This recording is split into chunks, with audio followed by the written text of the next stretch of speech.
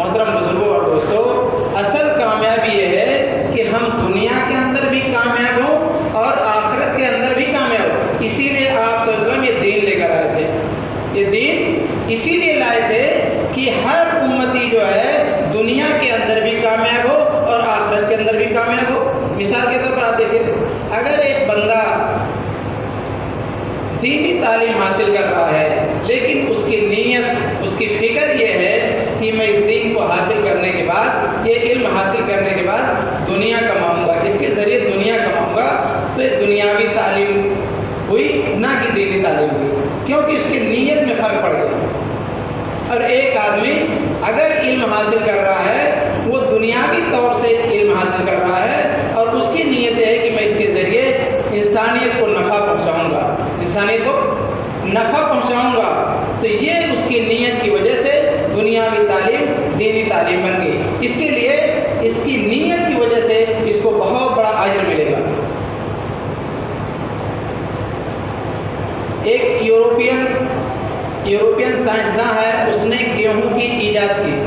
جب اس نے گیہوں کی ایجاد کی تو کچھ لوگ پیٹنٹ کے پیچھے پڑ گئے کہ اس کو جو ہے آپ ہمیں دے دیجئے، جس کی ریسرچ جو ہے، جو تھیوری ہے، یہ ہمیں دے دیجئے، تو اور ہم آپ کو اتنا اربوں خربوں روپے آپ کو دیں گے ہم۔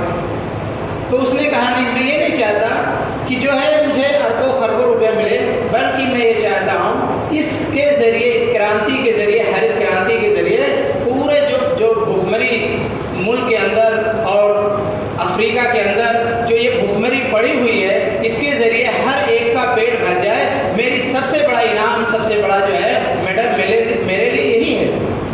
سب سے بڑا انعام میرے لیے ہے کہ جو لوگ بھوکے ہیں ان کا پیٹ بھر جائے، یہ سب سے بڑی کامیابی میری ہے۔ مجھے اربوں خربوں روپے نہیں چاہیے۔ تو میرے بھائیوں، ایک وہ غیر مسلم، اس نے اپنی عقل کا استعمال کیا اور اس نے اپنی نیت کو صحیح کیا، تو اس کو بتاؤ، لیکن وہ چونکہ ایمان والا نہیں ہے، اس لیے اس کا ساری محنت کا جو صلہ ہے وہ اللہ تعالیٰ دنیا میں ہی دے دیں گے۔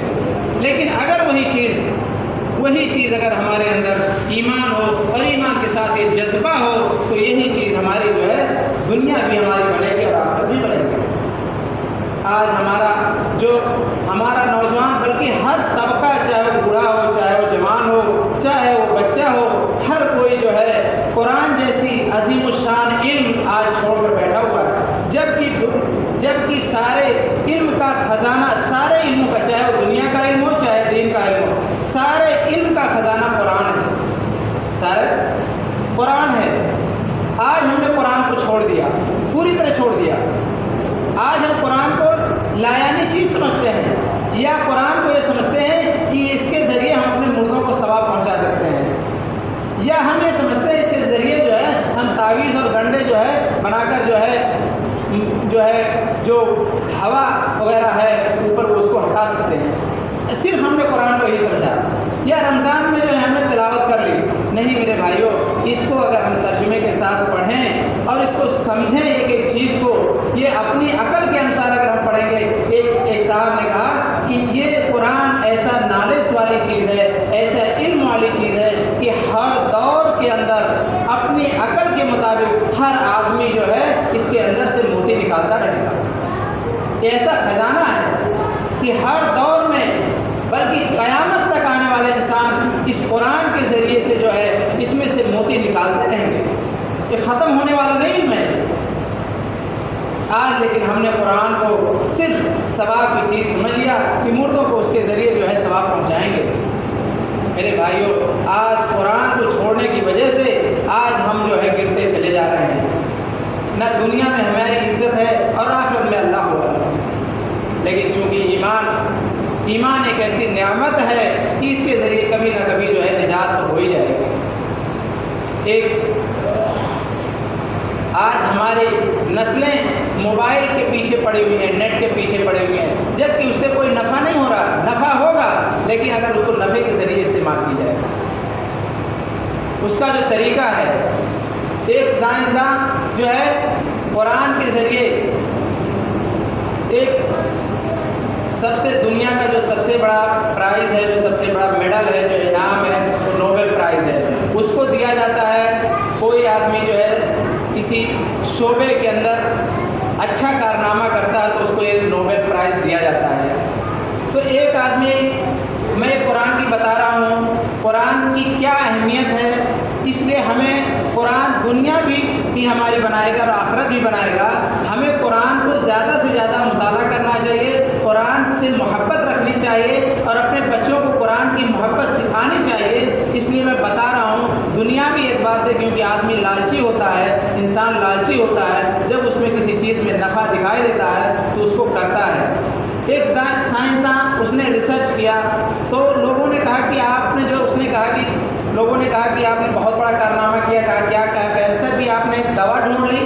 کہا نہیں، میں نے کینسر کی دوا نہیں ڈھونڈی ہے، لیکن میں نے جو ہے کینسر کو کیسے کم کیا جا سکتا ہے، پرسنٹیج کیسے کم کیا جا سکتا ہے، یہ میں نے ڈھونڈا ہے۔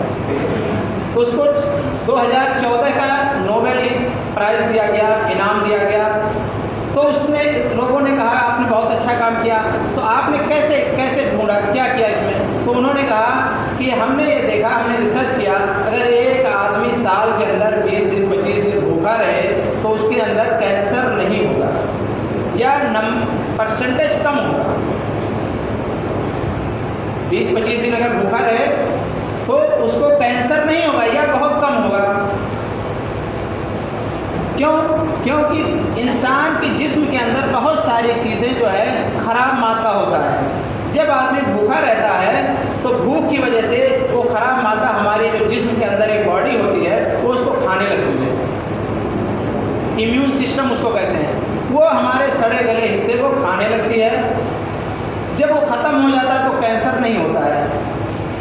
تو اس نے آگے کہا کہ مسلمانوں میں اسی لیے جو ہے اس کا پرسنٹیج کم ہے، کینسر کا پرسنٹیج کم ہے، لیکن اس نے کہا 2000 کے بعد سے لیکن پرسنٹیج ان میں بھی بڑھ رہا ہے۔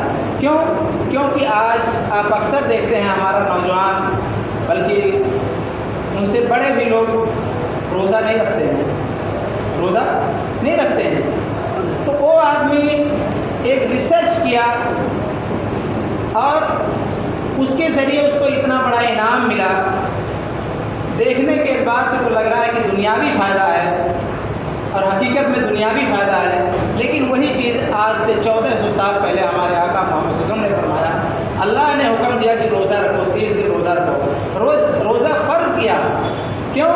ہمارے نفع کے لیے کیا، لیکن آج چونکہ ہم نے قرآن سے اور حدیث سے، اللہ کے نبی کی سیرت سے ہم نے اپنی زندگی کو دور کر لیا، اس لیے نہ ہم دنیا کا فائدہ اٹھا پا رہے ہیں نہ آخرت کا فائدہ اٹھا پا رہے ہیں۔ اس لیے آپ سبھی سے گزارش ہے، بلکہ میں بھی اس میں شامل ہوں، ہر آدمی قرآن کا مطالعہ کرے، بلکہ ترجمے کے ساتھ مطالعہ کرے اس کا۔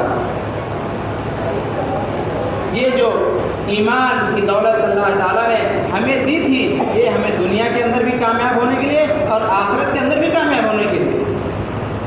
ایک بار ایک صحابی بیمار ہوئے،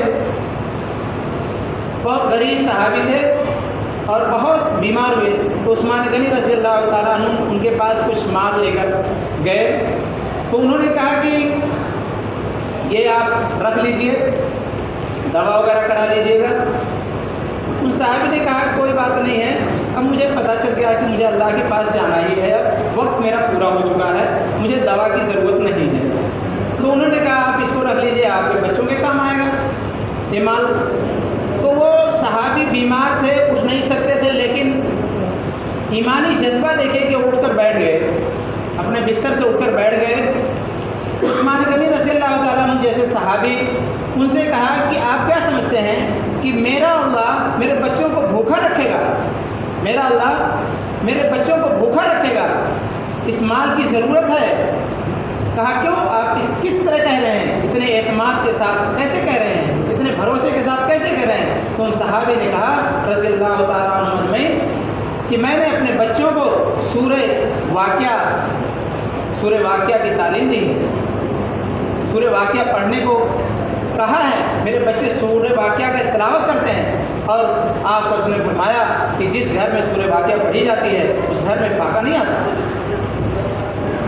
تو یہ ساری چیزیں قرآن کے اندر ہیں، لیکن آج چونکہ ہم دور ہو گئے، ہر پریشانی کے اندر کوئی بھی دنیاوی پریشانی آئی تو ہم کسی کے چکر میں، کسی بابا کے چکر میں، کسی جھاڑ جھوٹ کے چکر میں پڑ جاتے ہیں، جبکہ قرآن کے اندر ساری چیزیں ہیں، ساری چیزیں ہیں۔ آدمی خود بخود ہر پریشانی کا حل قرآن کے اندر ہے۔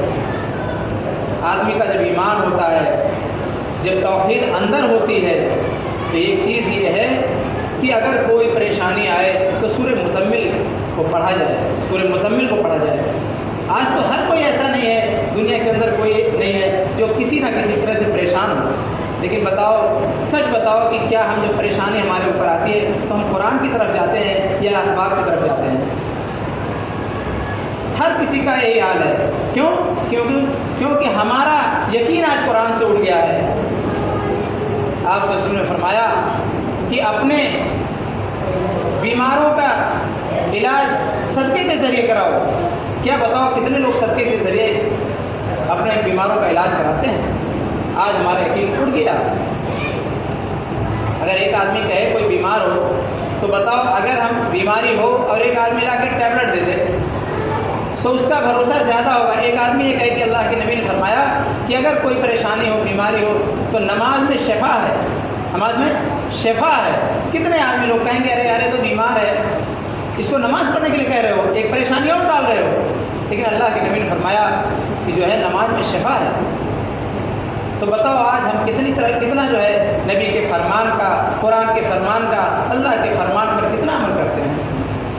آج ہمارے اندر سے ایمان کا جذبہ ہی نکل گیا، آج آخرت کی فکر ہی ہمارے اندر سے نکل گئی، آج ہمارے اندر آخرت کی فکر رہ نہیں گئی۔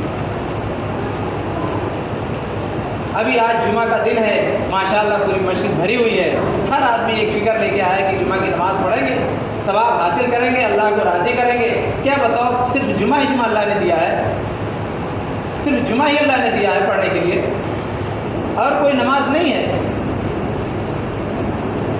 نماز کے ذریعے اپنے ہر مسائل کو صحابہ کرام رضی اللہ تعالیٰ عنہ میں ہر مسئلے کا حل کرا لیتے تھے۔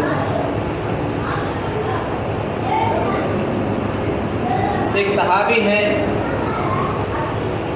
وہ اپنے خچر پر بیٹھ کر جا رہے تھے، پھر اس کے بعد ان کو خبر ملی کہ آپ کے بیٹے کا انتقال ہو گیا، تو انہوں نے سب سے پہلے اتر کر جو ہے نماز پڑھی۔ پھر کسی نے کہا یہ کیا بات ہے؟ کہا کہ میرے نبی نے فرمایا تھا۔ تو یہ ساری چیزیں ہم جب واقعات پڑھیں گے، سیرت پڑھیں گے، یا تو صحابہ پڑھیں گے، تو ساری چیز دل کے اندر اترے گی، پھر ہمارا کرنا آسان ہوگا۔ آج ہم کیوں قرآن سے دور ہو گئے؟ کیوں ہم جو ہے اللہ کے نبی کی سیرت سے دور ہو گئے؟ کیونکہ آج ہمارے گھروں کے اندر تذکرہ ہی نہیں اس چیز کا ہے۔ جبکہ میرے بھائیوں، حقیقت یہ ہے کہ قبر کا عذاب حقیقت ہے، حسد حقیقت ہے، جہنم اور جنت حقیقت ہے۔ ایک ایک کل قیامت کے دن جو اعمال نامہ دیا جائے گا، اس میں ہماری ایک ایک نیکیوں کا، ایک ایک نیکیاں لکھی ہوں گی، ایک ایک جو ہے گناہ لکھے ہوں گے، اور اس کا اللہ تعالیٰ حساب کرے گا۔ ایسا نہیں ہے کہ آج ہمارے اندر سے اتنا زیادہ نکل گیا۔ ہر آدمی جانتا ہے، چاہے وہ کسی مذہب کا ماننے والا ہو، جو اللہ کا ماننے والا ہو، یا کسی کا بھی ماننے والا ہو، لیکن کوئی انکار نہیں کر سکتا کہ موت نہیں آئے گی، کوئی انکار نہیں کر سکتا۔ بلکہ کسی مذہب کا نہ ماننے والا ہو، پھر بھی وہ انکار نہیں کر سکتا کہ موت نہیں آئے گی۔ کیوں؟ کیونکہ اپنی نظروں سے ہم دیکھ رہے ہیں، لیکن آخرت، قبر کا عذاب، خسرات کا عذاب جو خسرات بنائی گئی ہے، حشر جو قائم ہوگی، یہ ساری چیز آخرت میں یہ جو ہے پردے کے اندر ہے۔ آج ہمارا یقین نکل گیا۔ کیوں؟ کیونکہ اس کے تذکرے نکل گئے، اور جب آدمی کو اس کا خوف ہوتا ہے تو آدمی صحیح راستے پر چلتا ہے۔ اس کے اندر سے حسد، کینہ، بغض، دھوکہ دھڑی، چوری، یہ ساری چیز نکل جاتی ہے۔ لیکن آج یہ چیزیں ہمارے اندر نہ ہونے کی وجہ سے آج دنیا کی جتنی برائیاں وہ ہمارے اندر ہیں، جتنی برائیاں وہ ساری آج ہمارے اندر ہیں۔ اور اسی کی وجہ سے، دنیا کی محبت ہونے کی وجہ سے ایک آدمی ایک پیسے کے لیے لڑائی کرتا ہے، ہر آدمی اپنا حق مانگتا ہے، لیکن حق کوئی دینا نہیں چاہتا۔ کیوں؟ کیونکہ اللہ کا خوف نکل گیا۔ آج ہم اپنے بچوں کو کیا سکھا رہے ہیں؟ دنیاوی تعلیم، وہ بھی کسی لائق بھی نہیں ہے۔ صرف پیسہ کمانے کا ایک ذریعہ بن گئی ہے. لیکن آج سے کچھ زمانے پہلے جب ہمارے مدرسوں میں بہترین تعلیم ہوا کرتی تھی، استاد جو ہے معلم فکر مند ہوا کرتے تھے کہ کس طرح ہمیں اپنی نسلوں کو، اپنے بچوں کو کیسے بنانا ہے، دیندار بنانا ہے، تو ان کے اندر فکر ہوا کرتی تھی، تو وہ ایک اچھا ناگرک بناتے تھے، ایک اچھا معاشرہ بنتا تھا. لیکن آج ہمارے مدرسوں کے اندر بھی تعلیم نہ ہونے کی وجہ سے، اچھی تعلیم نہ ہونے کی وجہ سے لوگ جو ہے نرسری اور مانٹیسری کی طرف جا رہے ہیں. تو ہمیں کون فکر کرے گا؟ ہم اپنی نسلوں کو بنانے کے لیے بتاؤ کون فکر کرے گا؟ ہم نہیں فکر کریں گے تو کون فکر کرے گا؟ آج ہمارے اندر دنیا کی محبت آنے کی وجہ سے مدرسہ بھی لڑائی کا اکھاڑا بنا ہوا ہے، مدرسے بھی اکھاڑے بنے ہیں. بلکہ ہمیں ہر مسئلے کو، دنیا کے ہر مسئلے کو کم کر کے ہماری فکر صرف یہ ہونی چاہیے کہ ہمارے بچے کس طرح دیندار بنے، ہمارے بچے کیسے اچھے ناگرک بنے، دیش کی خدمت کریں، قوم کی خدمت کریں. اور جب یہ دنیا سے جائیں تو اللہ کے یہاں بھی جو ہے ان کو انعام ملے. لیکن آج ہر جگہ کہتے ہیں کہ اگر کسی پیڑ کی ایک ڈالی جھکی ہو تو اس پر تو کچھ لکڑی لگا کے اس کو اٹھایا جا سکتا ہے، لیکن اگر اس کی جڑ ہی نہ ہو تو کیا کیا جائے؟ پیڑ کی جڑ ہی نہ ہو تو کیا کیا جائے؟ آج کہاں سے امت کا کون ایسا شعبہ ہے جو مضبوط ہے؟ کوئی شعبہ مضبوط نہیں ہے. دنیا کے اعتبار سے اگر دیکھا جائے، دنیا کے نقشے پر اگر دیکھا جائے تو مسلمان کہیں نہیں ٹکتا ہے، کہیں نہیں ٹکتا ہے. نہ ریسرچ میں یہ ہے کہ کسی چیز کی ایجاد کر رہا ہے، نہ کسی ایسے شعبے میں ہے جس سے جو ہے اس کے ذریعے لوگوں کو نفع پہنچ رہا ہو، نہ دین کے معاملے میں ہے. دین دیکھا جائے تو آج صرف شکل باقی ہے، اصل غائب ہے، حقیقت غائب ہے. کیوں؟ کیونکہ آج ہم نے کسی چیز پر محنت نہیں کی. بس یہ سمجھیے جیسے یہ ہے کہ ایک آدمی دیکھ رہا ہے کہ آدمی سیدھے جا رہا ہے تو ہم بھی اس کے پیچھے چل دیے. کیا مقصد سے وہ آدمی جا رہا ہے، ہمارا کیا مقصد ہے کوئی پتہ نہیں ہے. بے مقصد ہماری زندگی گزر رہی ہے، ہمارا کوئی مقصد نہیں ہے زندگی گزارنے کا. لیکن آپ صلی اللہ علیہ وسلم نے ایک مقصد لے کر آئے تھے، ایک مقصد لے کر آئے تھے. اپنے بچوں کو کس طرح سکھانا ہے. ایک بار خاتون جنت حضرت فاطمہ رضی اللہ تعالیٰ عنہ اجمعین، حضرت حسین رضی اللہ تعالیٰ عنہ، حسن رضی اللہ تعالیٰ عنہ، دونوں آپس میں حسن رضی اللہ عنہ نے حسین رضی اللہ عنہ کو ایک تھپڑ مار دیا. تو روتے ہوئے آئے خاتون جنت کے پاس،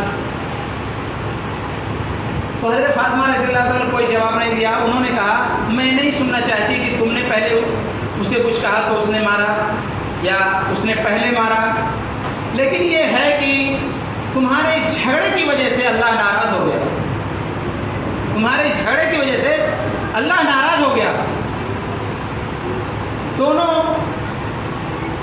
دونوں بچے لرز گئے کیونکہ اللہ کے خوف کی، اللہ کی ڈر کی گھٹی پلائی گئی تھی کہ اللہ کا خوف کیا ہوتا ہے.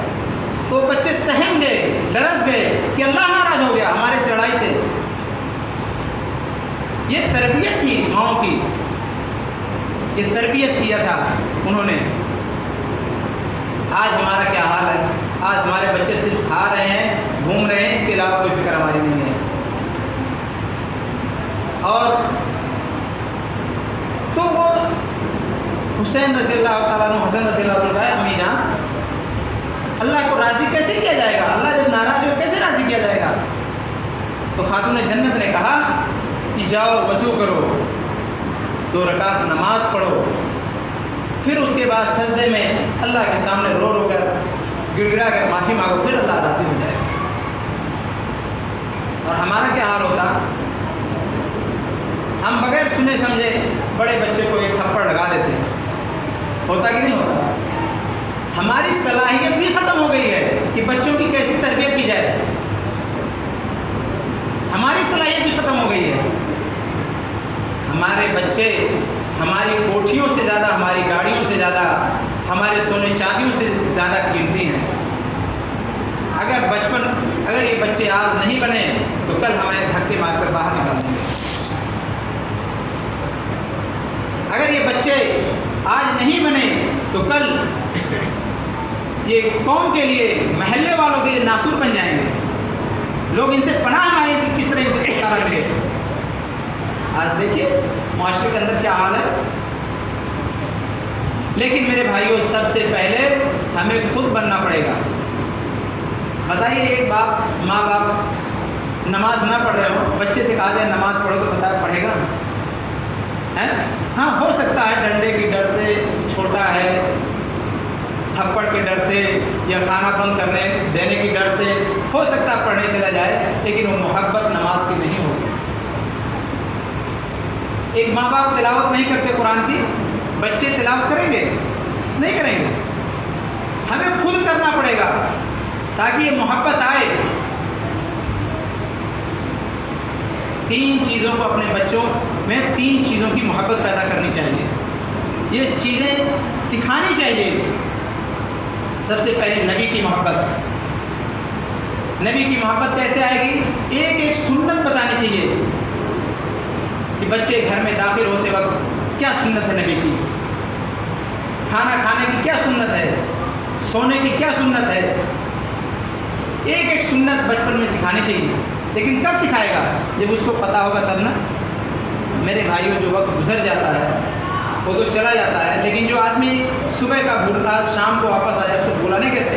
اب بھی وقت ہے، اب بھی وقت ہے. ہم خود اپنے علماء سے ایک مسئلے کو پوچھیں اور اپنے بچوں کی تربیت کریں. ہم خود آخرت کی فکر کریں. آخرت کی فکر کب آئے گی؟ آخرت کی فکر تب آئے گی جب علماء کی مجلس میں ہم بیٹھیں گے. آخرت کی فکر تب آئے گی جب ہم حدیث کی کتابوں کو پڑھیں گے گھروں کے اندر. قرآن کا ترجمہ ہم پڑھیں گے، نبیوں کے واقعات پڑھیں گے. یونس علیہ السلام کا واقعہ ہے، یوسف علیہ السلام کا واقعہ ہے، کتابوں میں چھپا ہوا ہے. سارے نبیوں کے واقعات لکھے ہوئے ہیں. آج ہمارا ماڈل دنیا کا کوئی انسان ہے، ہمارا کوئی نمونہ انسان ہے. ہم آج ایک انسان کو، کوئی انسان ہے اس کے، لیکن ہمارے آقا محمد صلی اللہ علیہ وسلم ایک ایسے نمونہ ہیں، ایسے آئیڈیل ہیں جن کی بچپن کی زندگی بھی پاک، ہر عیب سے پاک ہے، ہر گناہوں سے پاک ہے. ان کی جوانی ہر عیب سے پاک ہے، ان کا بڑھاپا ہر عیب سے پاک ہے. نبوت سے پہلے کی زندگی بھی پاک ہے، نبوت کے بعد کی بھی زندگی پاک ہے. ان کا تنہائی میں رہنا بھی پاک ہے. ان کی دن کی زندگی بھی پاک ہے، رات کی بھی زندگی پاک ہے. اس سے بڑا کوئی نمونہ آج تک دنیا میں نہیں ہوا ہے، اس سے بڑا کوئی آئیڈیل نہیں ہے. ایک بار ابراہم لنکن جو راشٹرپتی امریکہ کا ہوا کرتا تھا، راستے سے جا رہا تھا گھوڑے سے.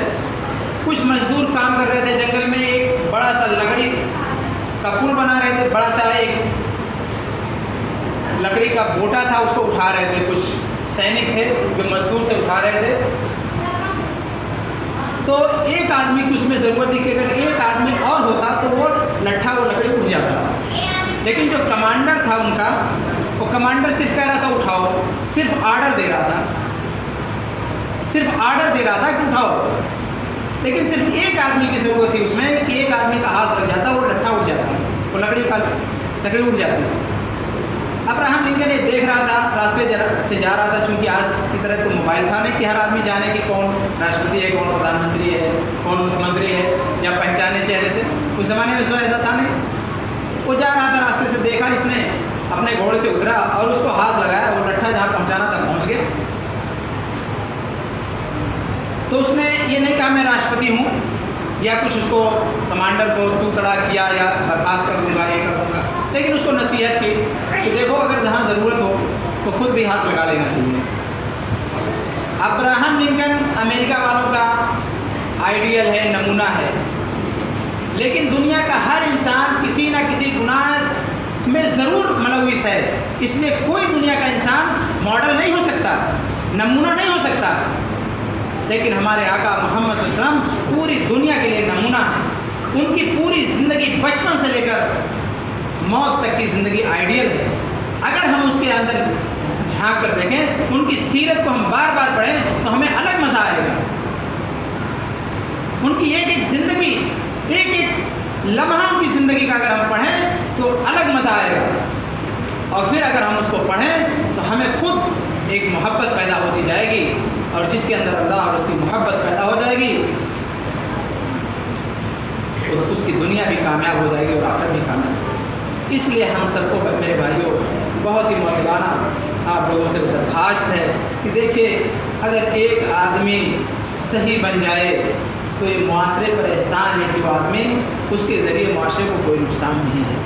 یہ نہیں ہے کہ میرے بننے سے کیا ہوگا، ساری دنیا بگڑی پڑی ہے، صرف میرے بننے سے کیا ہوگا، نہیں، یہ احسان آپ کا ہوگا کہ اگر ہم اکیلے بن گئے تو پورے جو تباہی، جو بربادی ہے، اس میں ایک آدمی کے اچھے بننے سے کم آ جائے گی، کم ہو جائے گی، وہ تباہی و بربادی، وہ پریشانیاں کم ہو جائیں گی۔ اس لیے ہر آدمی کسی کو بنانے کی فکر نہ کرے بلکہ خود بننے کی فکر کرے، اور بننے کا صرف ایک طریقہ ہے کہ وہ اللہ کا خوف اور آپ سے کی محبت دل کے اندر آ جائے، اس سے بڑھیا کوئی طریقہ نہیں ہے۔ تو اس کے لیے ہمیں یہ کرنا پڑے گا کہ ہمیں جو ہے نبی سے محبت کرنی ہوگی، تو ہم نے اپنے بچوں کو نبی کی محبت سکھانی ہوگی، اور دوسرے قرآن کی محبت، کہ ہمیں ہر نماز کے بعد قرآن ایسا مشغلہ بنا لے، جیسے ہر آدمی بیٹھتا ہے، سوتا ہے، اٹھتا ہے، بیٹھتا ہے، پیخانے میں، وہاں بھی موبائل کو الٹتا رہتا ہے۔ کیوں اس کی محبت آ گئی، لیٹے گا، نیند آ رہی پھر بھی موبائل کو الٹتا ہے، کیسی محبت آ گئی؟ ایسی محبت ہمارے اندر اگر قرآن کی آ جائے تو یقیناً جانیے کہ مرتے وقت ہمیں کلمہ نصیب ہوگا۔ اگر ایسی محبت آ جائے کہ ہر نماز کے بعد ہم ایک ہی رکوع پڑھیں گے، لیکن پڑھیں گے انشاءاللہ، اور دوسرے اہل بیت کی محبت ہونی چاہیے، صحابہ کی محبت ہونی چاہیے، صحابہ کی ایک زندگی کو پڑھنا چاہیے، آپ سے ان کے گھر والوں کی زندگی کو پڑھنا چاہیے، پھر ان کی محبت آئے گی۔ اگر یہ تین محبتیں آ گئیں، اللہ کا خوف آ گیا اور تین محبت آ گئی، نبی کی محبت، قرآن کی محبت اور اہل بیت کی محبت آ گئی ہمارے بچوں کے اندر، یہ دیندار بنیں گے، اور اس میں ہمارا نفع ہے، اس میں ہمارا نفع ہے۔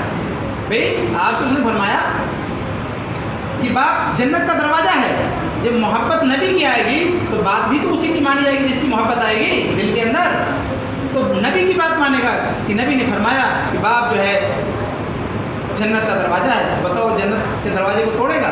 نہیں، بلکہ باپ کی خدمت کرے گا۔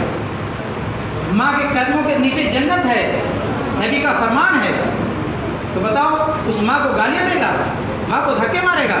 آج دیکھیے کیا حال ہے معاشرے کے اندر۔ کیوں؟ یہ چیزیں ہمارے دل کے اندر سے نکل گئی، ہمارے بچوں کے اندر سے نکل گئی۔ بتاؤ ہمیں کیا ملے گا؟ کون سا ایسے دنیا کے اندر کون سا ایسا نمونہ ملے گا جس پر ہم چل کر کامیاب ہوں گے؟ میرے بھائیوں، پوری زندگی کھنڈال لیں گے لیکن کامیاب نہیں ہوں گے۔ اگر کامیاب ہوں گے تو صرف یہی ایک راستہ ہے، لا الہ الا اللہ محمد رسول اللہ۔ اس کے علاوہ کوئی راستہ نہیں ہے، اس کے علاوہ کوئی آئیڈیل نہیں ہے، اس کے علاوہ کوئی نمونہ نہیں ہے۔ تو میرے بھائیوں، یہ ساری چیزیں ہمیں صرف ملیں گی، کہاں ملیں گی؟ دین کے اندر ملیں گی۔ اللہ تعالیٰ مجھے بھی اور آپ سب کو بھی کہنے سننے سے زیادہ مدد کرے۔